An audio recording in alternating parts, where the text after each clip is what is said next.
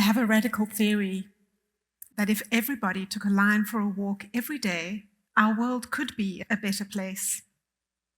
Not because drawing can change the headlines, but because it changes us, and we can change the world.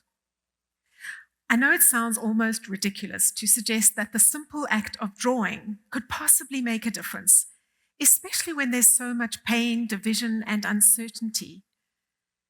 But maybe that's why this small act matters, because when everything feels out of control, we can still choose to create, to notice, and to connect. But for many people I know, the words drawing, creativity, and art bring up a sense of panic. And if you feel that way, you are not alone. Consider your response to these questions. Would you call yourself an artist? Are you creative? Can you draw? Do you doodle? More people than you can imagine believe they are not creative because they can't make art with a capital A. The most common response I hear people give when they're asked if they are creative is, "Oh, I'm definitely not creative. I can't even draw a stick figure." And yet, like my mother, who says this often, you may be someone who teaches kindergarten and sews beautiful costumes for your children's dance shows. Surely that's creative. Or perhaps you doodle in meetings. Or are you the person who comes up with new ideas for change in your workplace? That requires creative thinking. Being creative and making art are different things. One is a state of being or a state of mind. The other is related to craft and skill and can be learned with practice. We're involved in creative acts every day without even thinking about it. Creativity is what moves us forward and sparks change. It's a limitless resource available to everybody. So imagine if more of us intentionally harnessed our creativity and put it to good use for positive change. Creative thinkers are the people who drive innovation. And I believe we need more compassionate creative thinkers to solve the world's complex problems. And yet, studies show that many people experience what researchers have called creativity anxiety, something that happens specifically when they're asked to come up with a new idea within a creative environment. And this happens both in the arts fields and the STEM fields. The researchers propose that we need more tools to help people boost their creative confidence and capacity. I think drawing could be one of these tools. Drawing is a basic human endeavor. We've been drawing since time immemorial.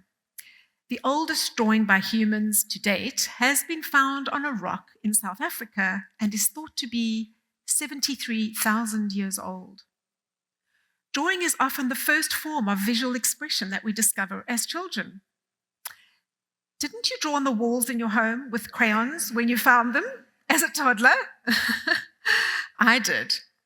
And since then, I've always used art making as a way to process my thoughts, escape the world, solve problems, and help myself feel better. But I discovered the power of a daily, spontaneous drawing habit when I was working in the stressful world of television production. At the time, all I knew was that scribbling on my scripts helped me to feel calmer, improved my focus, definitely made me kinder to my co-workers when under duress. It also helped me make quick, creative decisions under pressure. Something almost magical happens inside me when I draw or doodle.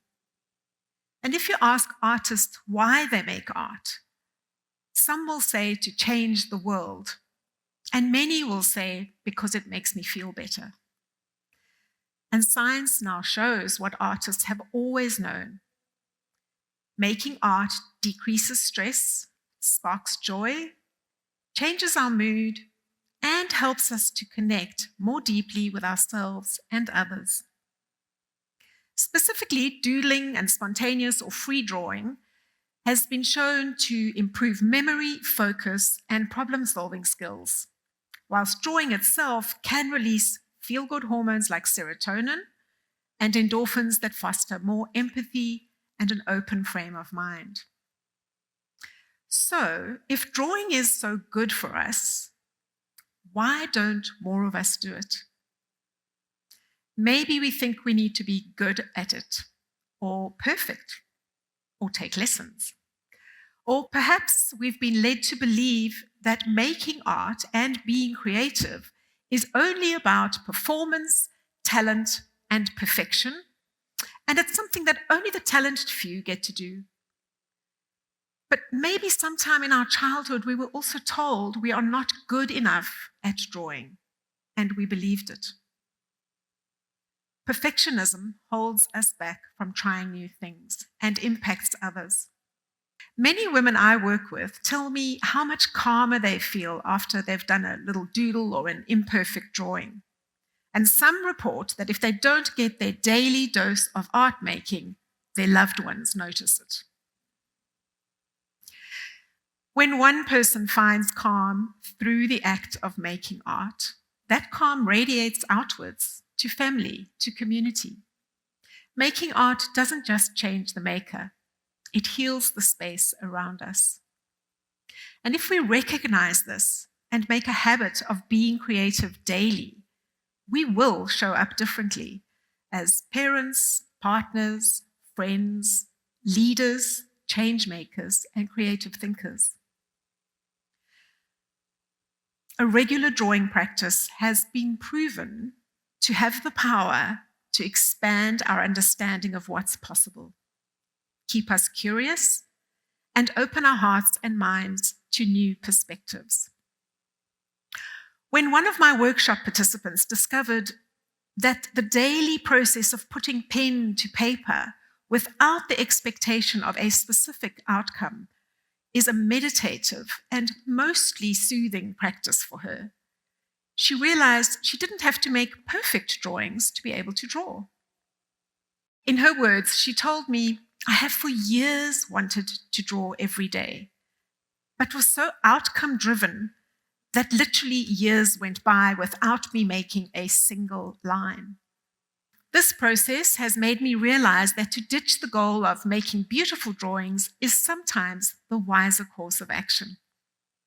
So, let's ditch the idea of making beautiful or perfect drawings here today and simply take a line for a walk. If you'd like to join in and participate in the exercise, get the pens ready to play. And let's play with the curiosity of a child who has just discovered this pen and paper, as I guide you through a quick, spontaneous, blind drawing exercise, which cannot be done wrong or right because our eyes will be closed. Okay, so now, with eyes closed all the way through and without lifting the pen off the paper, we use one hand to touch the face and feel the shapes of the structures, while the other hand follows on the paper, no peeping, drawing what we are feeling and sensing: the brow, the nose, the cheekbones. The one hand is touching the lips, the nose, etc., with a sense of curiosity, enjoying the process with no judgment or control. And as we trace the whole face, instead of thinking that we are making art with a capital A, imagine we're simply allowing our hands and pen to wander playfully on the page, sensing and feeling without thinking or expecting a perfect result. And as we reach the end of this exercise now, let's pause our pens, take a deep breath, and open our eyes and have a good giggle. Notice everybody's reactions. Some of us are laughing, some may be surprised, others may be horrified. We took a line for a walk and made a drawing. Maybe it reminds you of a Picasso drawing. But how do you feel now? Has the energy of playfulness lightened our mood? Has stress melted away? Do we feel more open to connecting with others around the hilarious results of this exercise? If we were to compare our drawings with each other right now, do you think we would be critical? Or would we see the value in each unique creation and laugh together? This is what drawing can do for us. The power lies in the action of drawing, making marks on a surface, and believing we are creative. It's a small act with a big impact that compounds over time. It doesn't matter what we draw. It matters that we draw, or doodle, or scribble, or scratch with a pen, or even with a stick in the sand. Because each time we choose to draw, our physiology responds positively, our brain changes, and we see more possibilities. So, imagine if each of us committed to taking a line for a walk every day, perhaps with our morning coffee or after dinner. And imagine if we shared this ritual with our partners, friends, children, parents, co-workers. Of course, I know that drawing like this won't solve the world's biggest problems. But what if it could soften us and make us a little more human with each other? And what if it could inspire more compassionate, creative thinkers? Maybe that's how the world gets better, one line at a time. Thank you.